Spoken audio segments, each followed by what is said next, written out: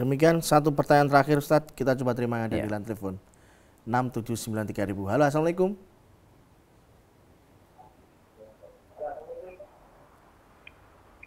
Waalaikumsalam. Ya, dengan siapa, di mana Bapak?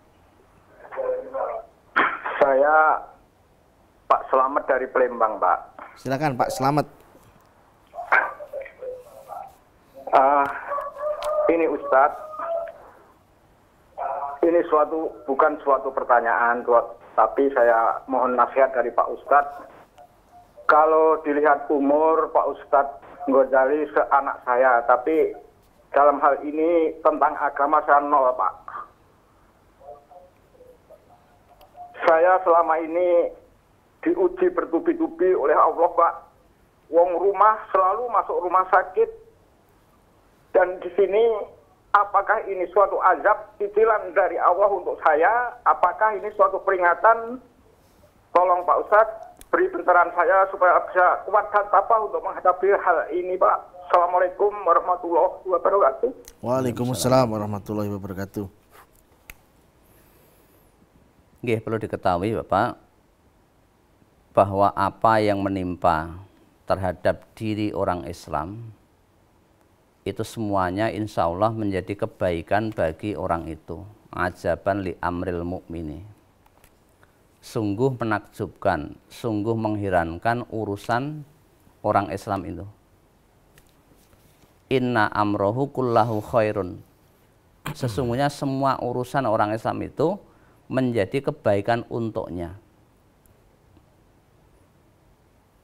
Termasuk apabila ia ditimpa musibah.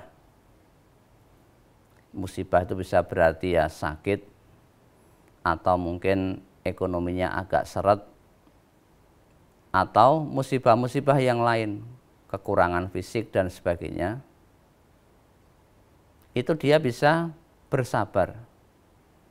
Maka dengan sabar itu menjadi kebaikan baginya. Kemudian jika ia ditimpa sesuatu yang baik, diberikan nikmat, maka ia bersyukur. Maka syukur itu menjadikan kebaikan baginya. Maka tidak ada bagi orang Islam sesuatu musibah yang jelek. Tinggal bagaimana kita berusaha untuk mensikapi. Mensikapi dengan cara yang baik, mensikapi dengan cara yang bijaksana. Sehingga semuanya itu menjadi kebaikan. Misalnya bagi orang yang sakit misalnya, Allah memberikan musibah berupa sakit. Bisa jadi itu Allah berusaha untuk membersihkan diri kita dari dosa-dosa yang kita laksanakan. Ketika kita bersabar sakit, itu dosa-dosa kita berguguran, ya. Dosa-dosa kita menjadi hilang karena kita bersabar menghadapi sakit tadi. Nah, maka untuk bisa bersabar ini butuh suatu support, butuh suatu dukungan dari keluarga, support dari lingkungan dan sebagainya. Itu penting. Nah, kalau kita bergabungnya dengan orang-orang yang tidak memberikan semangat, malah kita menjadi orang-orang yang kadang-kadang menjadi ngelokro atau loyo, kadang-kadang futur, kadang-kadang sampai kepada putus asa. Kenapa? Kok saya menjadi orang Islam nasibnya menjadi tidak baik. Dulu ketika mungkin belum Islam baik lah. Ini kan menjadi ngerantes. Maka yang seperti ini perlu kita, tadi saya katakan, bersabar.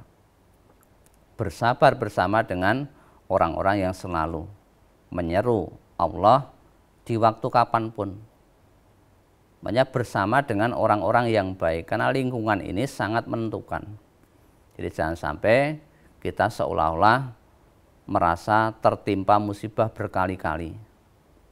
Ini belum selesai, ganti ini. Ini belum selesai, ganti ini. Insya Allah di balik musibah, ya, itu ada kebaikannya. Asa antakrahu syai'an wa huwa khairul lakum. Bisa jadi kamu membenci sesuatu padahal itu baik bagimu. Wa asa antuhibbu syai'an wa huwa syarrul lakum. Bisa jadi kamu menyukai sesuatu padahal itu akibatnya buruk bagi kamu. Ditutup wallahu ya'lamu wa antum la ta'lamun. Jadi Allah itu yang tahu sedang kamu orang-orang yang tidak tahu. Maka kita harus selalu berhusnudzon, berprasangka yang baik kepada Allah. Jangan sampai kita berprasangka yang jelek. Allah memberikan berbagai macam bentuk peringatan, musibah, itu hakikatnya untuk meningkatkan iman seseorang. Jadi iman seseorang akan terlihat bahwa imannya itu murni atau imannya kadzib, itu terlihat ketika dia mendapatkan suatu ujian, baik ujian yang menyenangkan maupun ujian yang tidak menyenangkan. Maka kami sarankan kepada Bapak tadi, bagaimana panjenengan ini berusaha untuk berhusnudzon bahwa di balik berbagai macam musibah tadi itu banyak sekali manfaat yang ada. Ketika sakit bersabar, mudah-mudahan dosa Bapak ini bisa berguguran, ya. Bisa hilang karena bersabar menghadapi penyakit tadi.